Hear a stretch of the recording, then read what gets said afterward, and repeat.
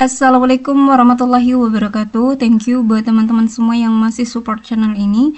Jangan lupa like, comment, share, subscribe, dan klik tombol loncengnya biar gak ketinggalan video terbaru lainnya. Ingat, subscribe itu gratis.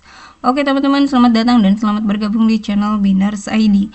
Nah, kali ini kita mau bahas seputar trik belajar dari para peserta yang telah lolos ujian P3K 2023, di mana Mimin rangkum menjadi poin-poin yang mudah-mudahan dapat teman-teman ikuti sehingga dapat lolos juga di tahun 2024. Oke, langsung saja. Nah, teman-teman harus fokus dalam 4 hal ini. Yang pertama adalah Japfung, yang kedua adalah kisi-kisi, yang ketiga adalah FR, dan yang keempat adalah latihan soal. Nah, kita bahas satu persatu, oke? Yang pertama adalah Japfung. Jadi, kita harus fokus ke dalam Japfung terlebih dahulu, teman-teman.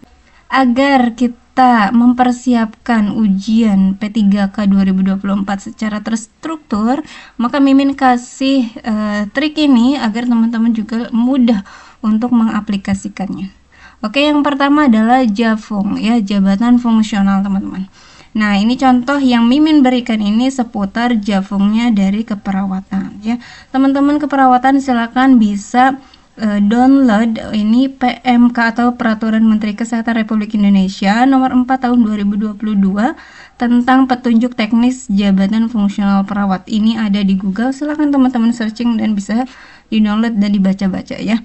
Nah, nanti di dalam PMK ini teman-teman akan menemukan bagian definisi operasional. Ini definisi operasional inilah yang penting teman-teman untuk teman-teman amati agar teman-teman itu nanti dapat secara saksama menyimpulkan hal-hal mana saja yang perlu teman-teman pelajari, oke?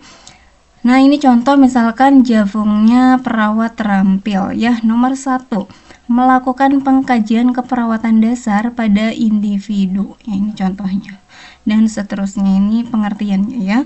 Kemudian teman-teman juga ada nanti menemukan seputar Japfungnya dari perawat ahli pertama, ya. Contoh nomor 1, melakukan pengkajian keperawatan lanjutan pada individu, ya. Nah, kenapa sih Mimin ini mencoba untuk memisahkan antara perawat terampil dan ahli pertama? Karena kalau kita amati di dalam Japfung teman-teman itu memang berbeda, ya. Ini misalkan tadi seputar pengkajian keperawatan, kalau di perawat terampil itu pengkajiannya itu hanya sebatas dasar. Kalau di ahli pertama itu pengkajiannya pengkajian keperawatan lanjutan, ya. Jadi dari segi bahasa juga sudah berbeda, ya. Nah, dari jumlah butir kegiatannya teman-teman juga berbeda, ya. Ini kita lihat di sini, ya. Ini perawat terampil itu teman-teman ada 18 butir kegiatan. Kalau di ahli pertama itu ada 51 butir kegiatan, ya. Jadi untuk jumlah butir kegiatan, ya, ini contohnya seperti ini, ya, ini nomor 1 dan seterusnya nanti. Nah, itu berbeda sehingga teman-teman untuk lebih spesifik mempelajari apa sih yang harus saya pelajari, nah teman-teman bisa identifikasi di Japfung teman-teman, ya. Jadi antara perawat terampil dan ahli pertama itu berbeda, teman-teman. Silakan teman-teman baca di PMK ini, ya, ada di internet, ya. Oke, dan yang kedua, nah yang kedua itu seputar kisi-kisi. Ini Mimin tampilkan kisi-kisi di kisi-kisi teknis, ya, kisi-kisi seputar kompetensi teknis 2023. Kenapa kita penting sekali untuk mengetahui kisi-kisi? Karena dari kisi-kisi inilah kita tahu bahwa nanti soal-soal yang akan keluar itu seputar kisi-kisi, ya. Contoh misalkan di sini ada kisi-kisinya perawat terampil. Ada kemampuan umum dan juga kemampuan khusus, ya. Teman-teman silakan baca sendiri, atau mungkin teman-teman yang kemarin sudah ujian itu pasti sudah paham ini, ya. Ini ada perawat ahli pertama, ya, sama ini juga kompetensi umum dan kompetensi khusus, ya. Ini seperti sedikit, padahal ini kalau kita amati teman-teman ini sesuai sekali dengan jabatan fungsional yang di PMK ini. Nah, teman-teman silakan baca-baca itu, ya. Itu sesuai sekali dengan kisi-kisi yang diberikan oleh pemerintah di tahun 2023 kemarin, ya. Kalau di perawat ahli pertama ini bahasanya lebih sederhana ya. Tetapi kalau misalkan kita jabarkan, ini akan sesuai dengan Jafung teman-teman di PMK nomor 4 tahun 2022 itu. Oke. Oke, selanjutnya nomor 3 yaitu FR atau File Report. Atau bahasa mudahnya itu adalah bocoran soal dari teman-teman yang telah ujian. Nah, kalau menurut teman-teman yang telah lolos ujian P3K kemarin, memang FR ini salah satu poin penting di dalam proses menuju seleksi ya. Sehingga nanti ketika di bimbel kita juga akan bahas nanti seputar bahasan FR.